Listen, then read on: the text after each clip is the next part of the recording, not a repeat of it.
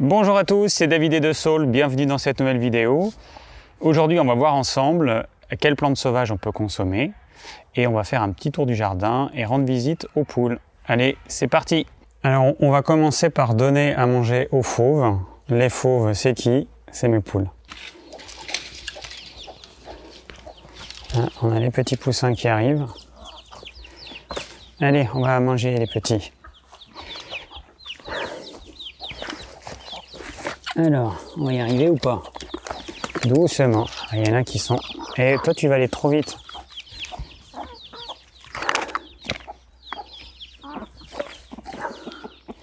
Alors, c'est de la pâtée triticale, tourteau de cameline. Et puis, j'ai des courges que je fais cuire, les parties qui sont pas très belles, que je fais cuire les graines de courge. Je mixe le tout. Des fois, je mets un petit peu de poisson. Et voilà ce que mes poulettes ont à manger. Alors, on va aller où? On va aller dans l'eau de gamelle. Ça, c'est les coquilles d'œufs qu'on broie dans un sac en tissu et puis qu'on donne. Elles adorent ça. Allez, venez manger ça.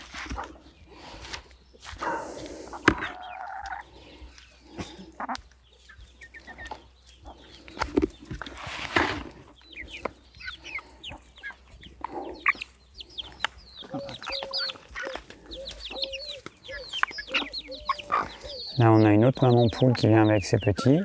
Ils sont un petit peu plus grands que ceux qu'on a vus juste avant. Et ils aiment bien ma pâtée. Il n'y a pas à dire. Hein. C'est de la pâtée de luxe. Alors, le tourteau de cameline, évidemment, c'est local. C'est bio.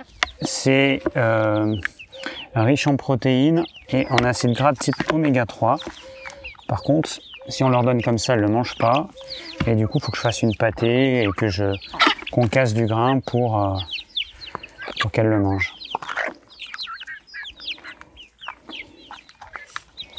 Bon, dans 2 minutes, il y en aura partout à côté, mais bon, c'est la règle du jeu.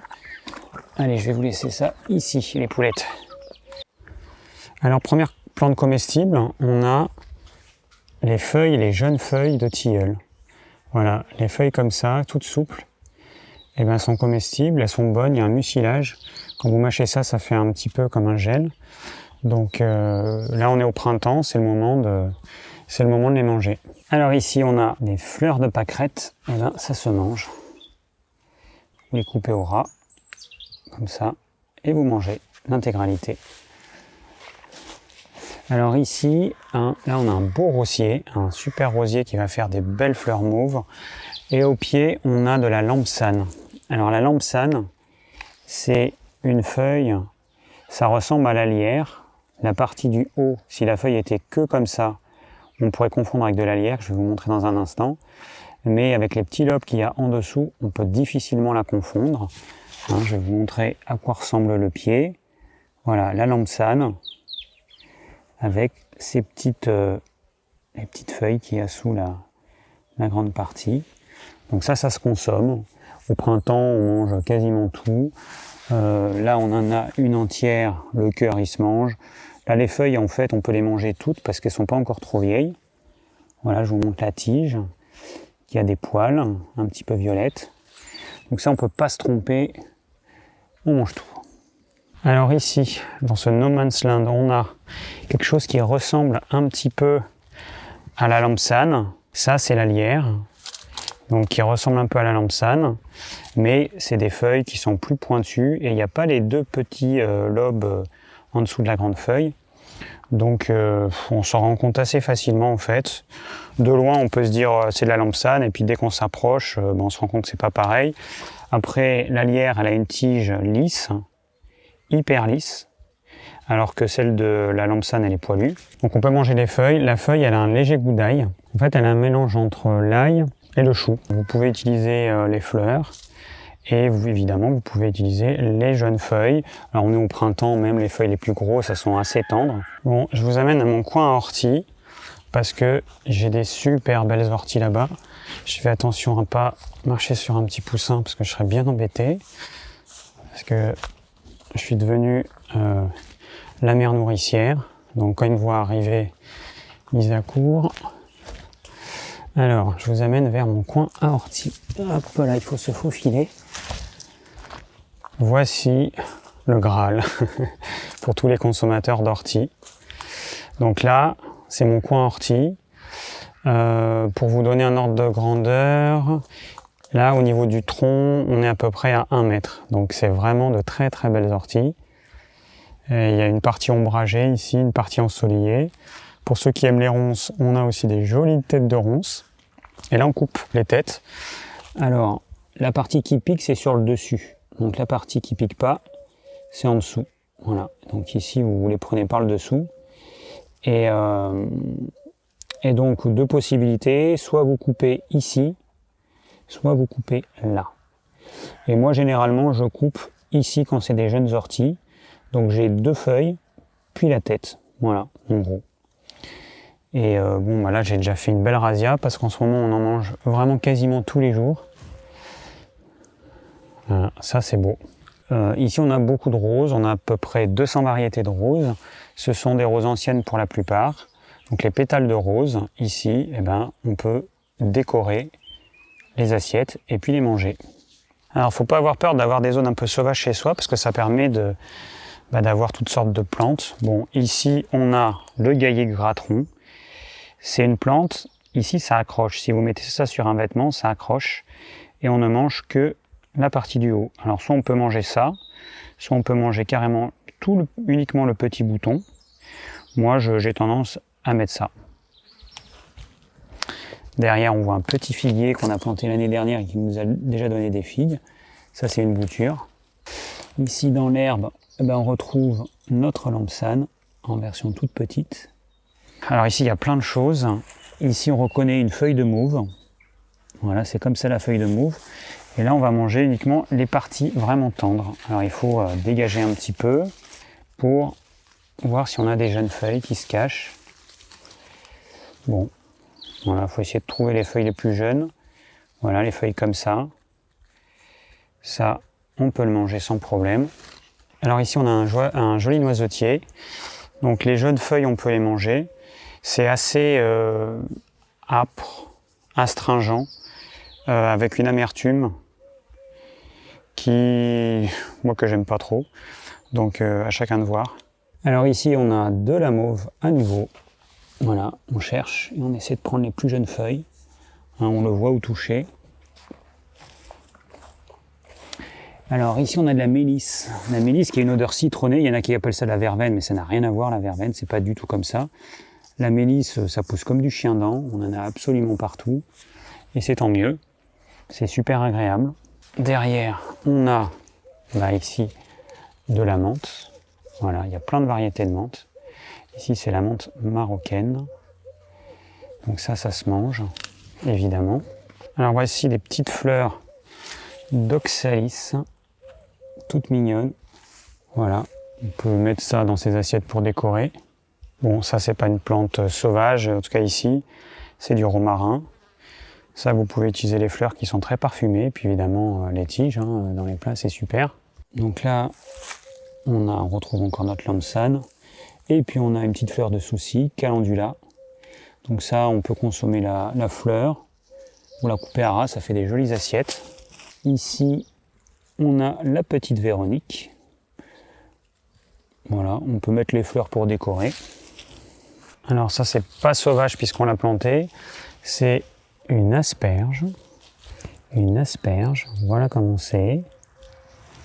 Voilà, celle-là, on pourrait la manger. Elle est un petit peu grande. Normalement, on la récolte avant. Mais je voulais la laisser pour montrer ce que ça donne. Et puis ensuite, quand on la laisse pousser, vous voyez, ça fait des petites ramifications. Voilà. Et puis au stade encore supérieur, ça fait des petites branches comme ça. Et puis il va y avoir plein de petites fleurs. On voit les boutons floraux. Je vais vous montrer de l'autre côté. Voilà, ça, ici, là, ça c'est une asperge qui va fleurir. Il y a déjà des petites fleurs jaunes.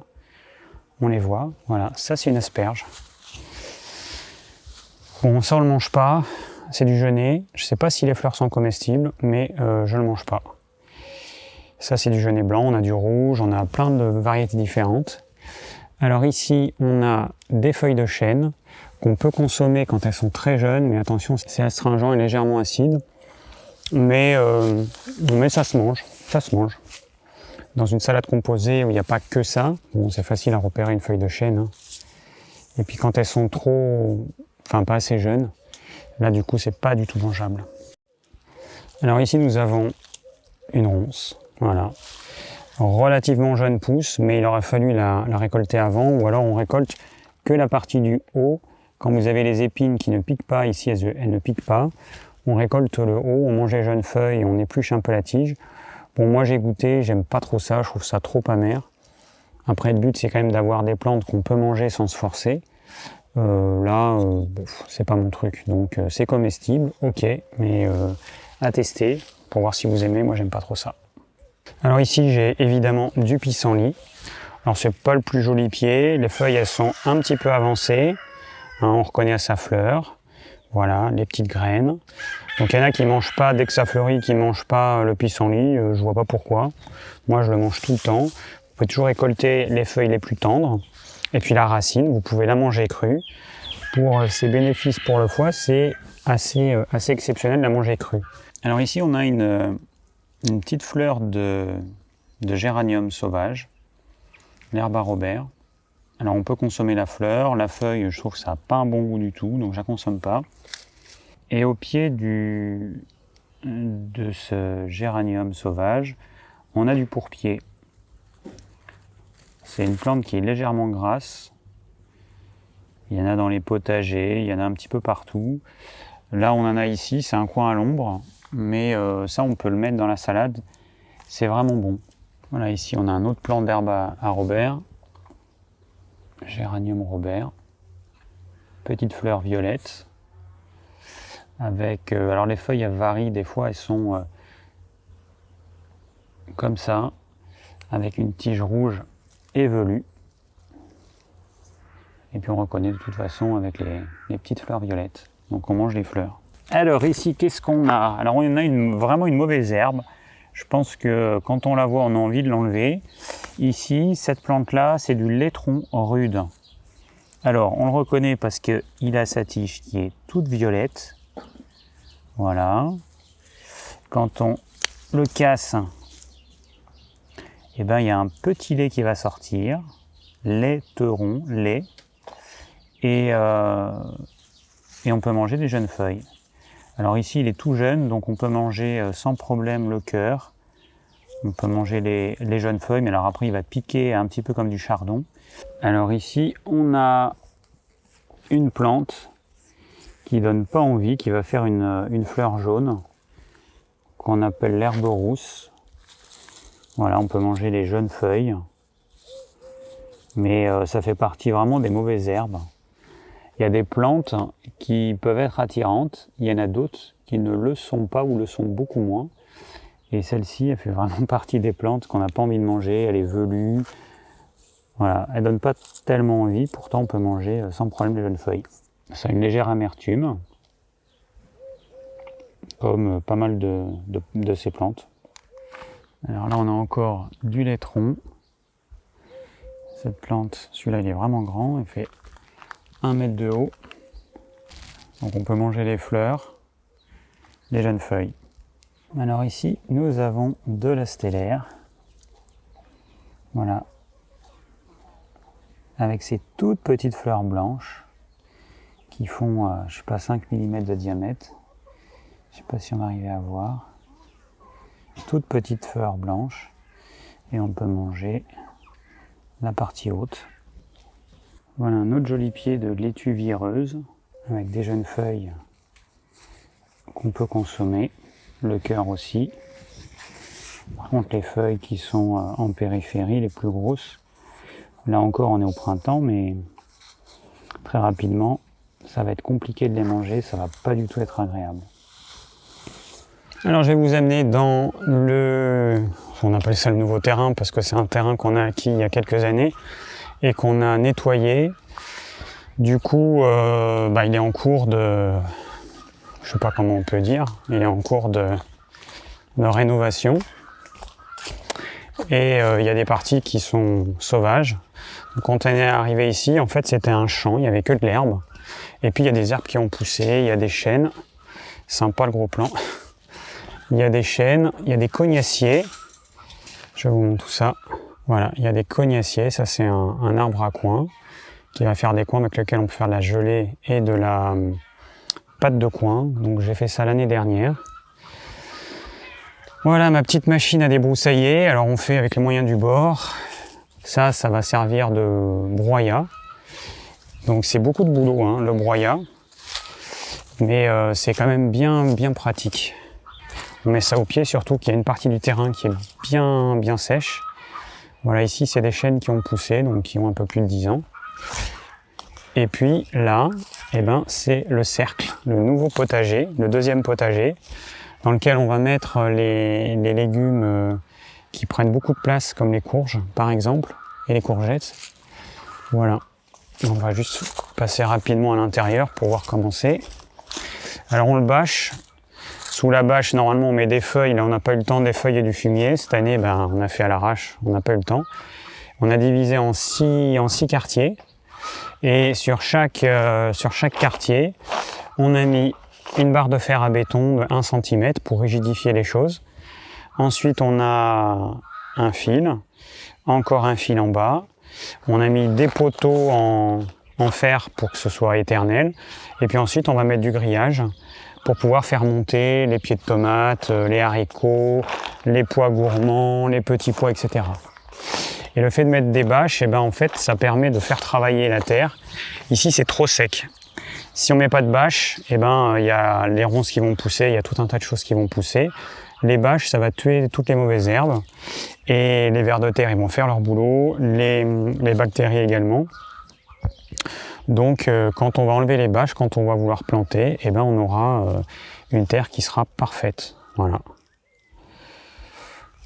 Voilà un petit peu le futur deuxième potager. Ici, au centre, on a mis un arbre. Alors, à chaque cercle, on avait mis un arbre. Ici, on a mis un azérolier rouge. Donc, ça fait des petits fruits. Je vous en parlerai une autre fois. Alors, sans eau, on ne fait pas grand-chose, hein. Donc les tuyaux jaunes, c'est pour amener de l'eau. Alors, ici, on est dans les sous-bois d'un chêne. La terre, elle est assez sèche. On voit encore les feuilles de chêne sur le sol. Et ici, on a de la vesse. Alors, la vesse, on peut manger les jeunes feuilles et les fleurs. Ça décore bien. Ça pousse vraiment comme du chien-dent. On a à côté, on voit de l'oseille sauvage. Moi, j'en mange pas parce que c'est riche en acide oxalique. Ça me convient pas. Là, elle est en train de monter en graines. Mais voilà, il y en a qui la consomment. Bon, voilà, faut juste savoir que c'est riche en acide oxalique. Alors ici, on a un rosier liane qui est en train de fleurir, qui va être magnifique dans très peu de temps. Voilà, mon copain, il est fou de rosier. Et sur toute la longueur ici, on va voir des immenses taches de couleur. Voilà, pour l'instant, c'est des boutons, mais très rapidement, ça va être magnifique. Alors donc là encore, des jeunes feuilles de chêne, donc ça se consomme. Voilà, à tester avant, hein. Le mieux, c'est vous tester certaines plantes, et puis vous voyez en fonction du goût, la quantité que vous allez mettre, pour pas que ça rende le plat trop acide, trop amer, trop astringent. Donc il faut tester. Ici, de la vesse, il y en a absolument partout. Là, ça va enrichir la terre en azote, puisque c'est de la famille des pois. Et du coup, ça capte l'azote de l'air. Ça va aller dans la plante, et puis quand la plante, on va l'arracher et qu'elle va se décomposer, l'azote, il va aller dans le sol. Alors ici, on a du rumex. Alors ça, je sais pas s'il y en a qui le mangent. Ça, je crois que c'est la même famille que l'oseille. Moi, je le mange pas. Alors voilà le nouveau terrain. Ici, en face, on a un jeune tilleul. Voilà, il est tout jeune. Et ici, on a planté pas mal de noisetiers. Des noisetiers qui vont nous donner des belles noisettes. Noisetier pourpre. Après, il y a noisetier pas pourpre. Je sais pas comment on dit. Alors les boutons d'or, hein, c'est de la renoncule, ça c'est toxique, donc on ne mange pas. Ces petites fleurs. Et puis après, bah, les feuilles, vous regardez à la base la tête qu'ont les feuilles. Mais bon, on ne mange pas hein, la renoncule. Le plus casse-pied avec les plantes sauvages, c'est que ça peut être un petit peu long à ramasser. Donc, ouais, il faut les ramasser, il faut des fois les trier, les préparer. Bon, alors c'est juste ça qui est un petit peu casse-pied, mais bon, c'est une question d'habitude. Moi, je prends ma passoire et puis je me déplace dans mon jardin, dans le potager, je regarde ce qu'il y a en ce moment, ce que j'ai envie de manger et je prends. Alors ici, on a de la ciboulette sauvage. Quand vous le mangez, ça a un goût de ciboulette ou d'ail, légèrement. Alors on en trouve partout, hein, même au milieu de l'herbe. Voilà. Ça se mange. Bon, moi j'ai de la ciboulette dans le jardin. C'est vrai que j'ai tendance à manger ma ciboulette, mais bon, on pourrait manger ça aussi. Alors on va faire un petit tour dans le potager. Donc ça c'est le premier potager. Donc là on a déjà utilisé, ce sera la 3e année. Bon, il y a plein de choses. Au centre on a planté un kaki, un plaque minier, on a de la menthe qui pousse vachement bien. Ici on a de la roquette en fleurs. Là on a fait des rangées d'ail, un ail local et ancien. Voilà, ici on a plein de choses. Là on a de la coriandre qui repousse de l'année dernière. À côté on a de la ciboulette.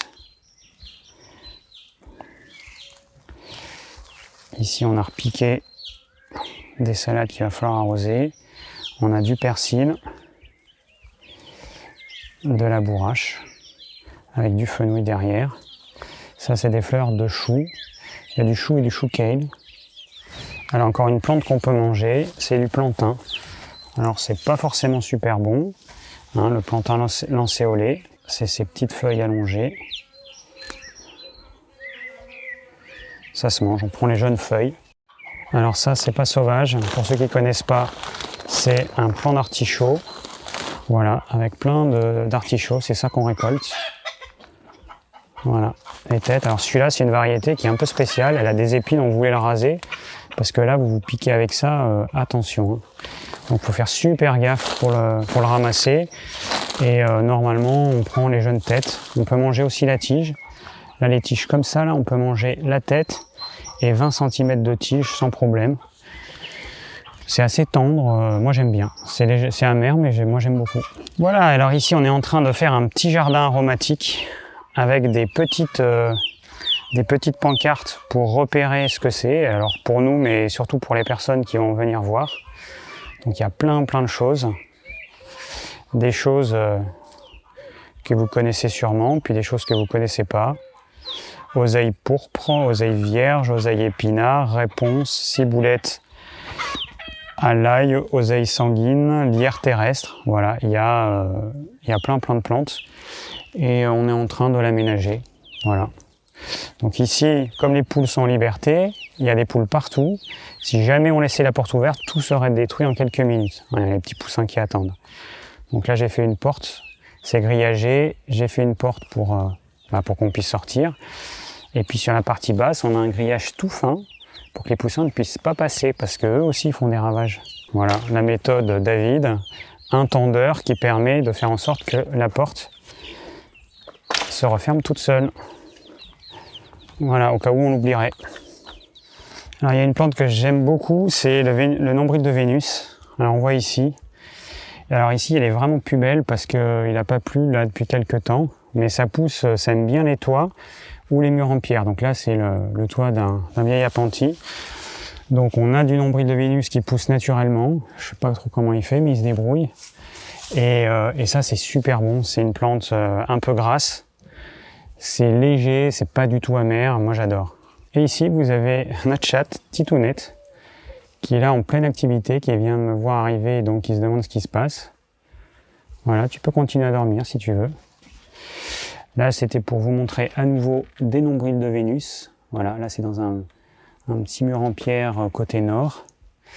Et là, ici, ils sont très jolis. Voilà. Ça, c'est super bon. Ça, c'est tout frais.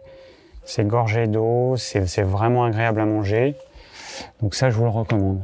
Alors ici, les graines, on les fait pas germer pour les manger. On fait ce que je trouve vraiment une catastrophe au niveau écologique et aucun intérêt pour la santé. Ici, on les sème, on les plante. Voilà, donc là, il y a un petit peu de tout. Là, on a du maïs, du tournesol, donc des variétés anciennes. On a des œillets, œillets de poète ici, œillets d'Inde à gauche. Et ici, c'est une autre partie des graines, donc dans une partie de la maison qui n'est pas encore rénovée. Là, on a des piments, des poivrons, on a tout un tas de choses, des courges, des courgettes. Et on les met là en attendant, voilà. Et après, ça va être repiqué dans le jardin.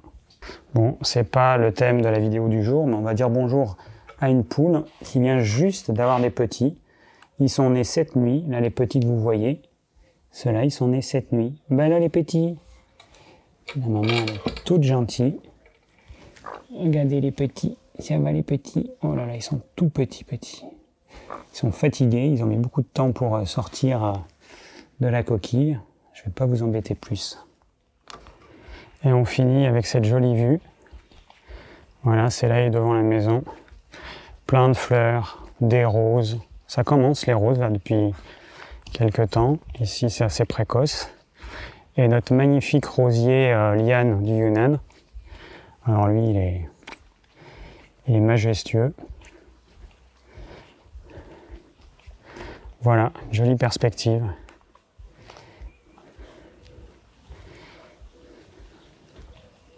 Sympa, hein? Merci d'avoir suivi cette vidéo, j'espère qu'elle vous aura plu et qu'elle vous aura donné envie de consommer les plantes sauvages. Si vous avez des questions, n'hésitez pas à les laisser en commentaire. Je vous rappelle que dans la description de la vidéo, vous avez le plan de la vidéo et puis plein d'autres informations. Et je vous dis à très bientôt pour une nouvelle vidéo.